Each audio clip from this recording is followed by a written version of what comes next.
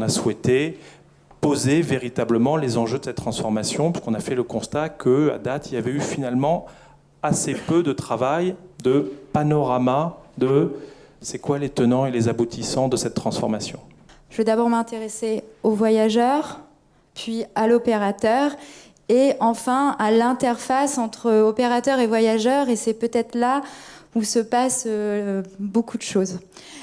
Voyageurs, je parlerai surtout de l'information et des nouveaux services. Opérateurs, les maîtres mots seront exploitation et maintenance.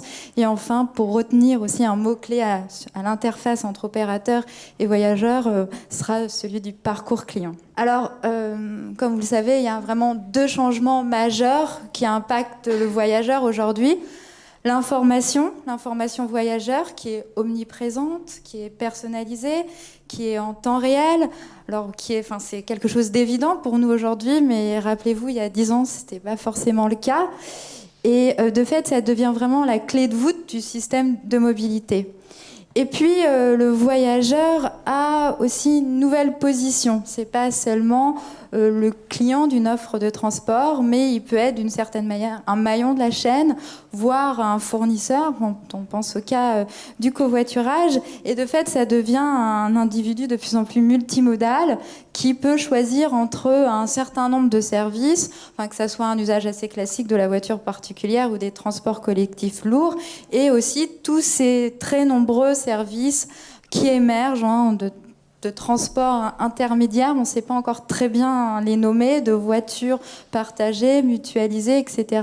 Et ce qui est intéressant de noter, c'est que ce sont des services qui émergent à différentes échelles, que ce soit sur le territoire de la ville, urbain, ou bien à l'interurbain, que ce soit avec ou sans chauffeur. Donc là, quelques exemples. Évidemment, ce tableau n'est pas figé. On l'a réalisé il y a quelques mois. Il est déjà certainement daté. Mais qui dit nouveaux services dit aussi nouveaux acteurs. Là, c'est intéressant parce que les opérateurs traditionnels du transport sont peut-être pas menacés, mais du moins on connaisse une nouvelle concurrence de diverses parts, que ça soit de nouveaux opérateurs de mobilité, souvent virtuels, ce qu'on appelle les plateformes d'intermédiation. Certaines sont très connues, on en parle beaucoup dans la presse, comme Blablacar ou Uber. Des acteurs plus périphériques, mais qui se positionnent sur le secteur des transports. On pense en particulier aux opérateurs de télécom dans la gestion des données, des capteurs. Et puis de nouveaux entrants Internet, du monde de l'Internet qu'on appelle pure player, et qui jouent un rôle important, on verra, dans la chaîne d'information, de distribution, ce qu'on appelle le parcours client, au niveau virtuel. Donc l'opérateur, on entend l'opérateur traditionnel, celui qui exploite des bus ou des trains. De ce côté-là, il y a vraiment des grandes opportunités, que ça soit dans une rationalisation des offres, grâce à une meilleure connaissance, une connaissance plus fine, par exemple du fonctionnement, du matériel, donc pour rationaliser les offres, pour dimensionner, ça c'est intéressant, au juste besoin, que ce soit au juste besoin du matériel ou au juste besoin humain.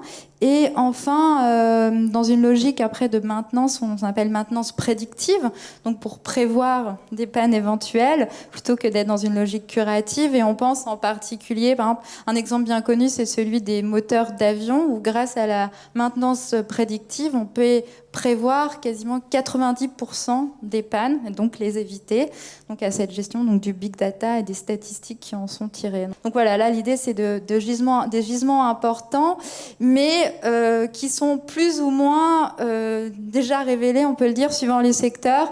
Donc là c'était un essai, un travail qu'on avait fait, et on voit bien que c'est peut-être le secteur aérien qui est le plus en pointe sur ce sujet, suivi de l'interurbain, peut-être de l'interurbain ferroviaire.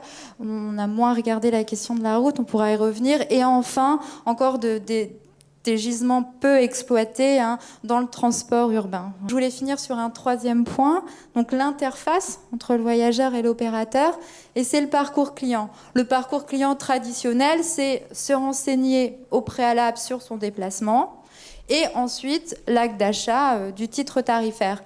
Et de fait, avec les apports de la transformation numérique, on voit que le parcours client s'enrichit avec une étape, on va dire, de suggestion pour donner envie de partir, de réaliser un déplacement. Une étape de planification, qu'on va appeler le plan, qui est souvent liée avec l'étape de réservation et de paiement, un book ticket.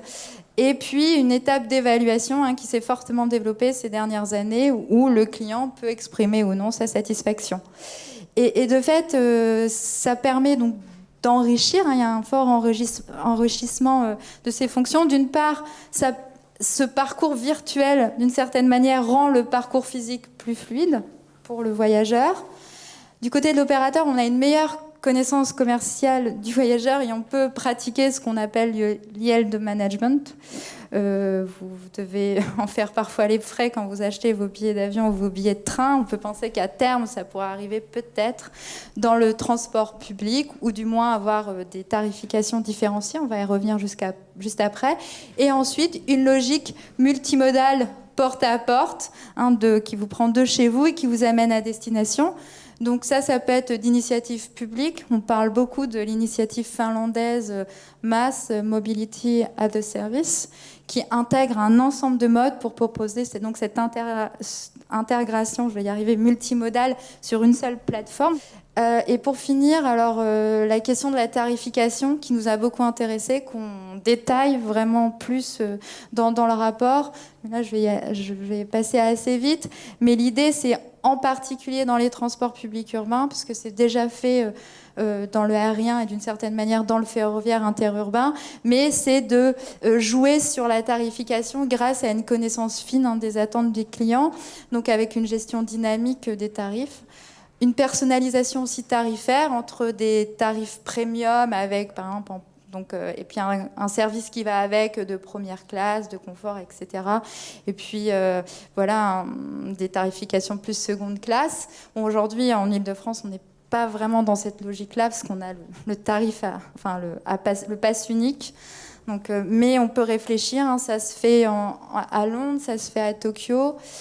Et puis aussi, on a pointé cette tension entre personnalisation des tarifs au plus près de la demande du client et à la fois une sorte d'homogénéisation par le recours aux comparateurs, parce que quand vous allez sur des comparateurs, que ce soit, je sais pas, Skyscanner, Kayak, etc., et ben finalement, ce que vous allez regarder en premier, c'est le prix. Après, vous pouvez raffiner votre recherche, mais la recherche, c'est déjà le prix qui va sortir en premier. Et du coup, là, on sent une tension. Et enfin, on voulait insister en particulier sur le rôle de la tarification comme instrument des politiques sociales et environnementales. On est presque en campagne électorale, donc pour nous, c'est vraiment un enjeu majeur, pas toujours perçu, mais que ce soit la tarification des trajets automobiles avec, par exemple, un péage urbain bien pensé, ou la tarification sociale dans les transports collectifs.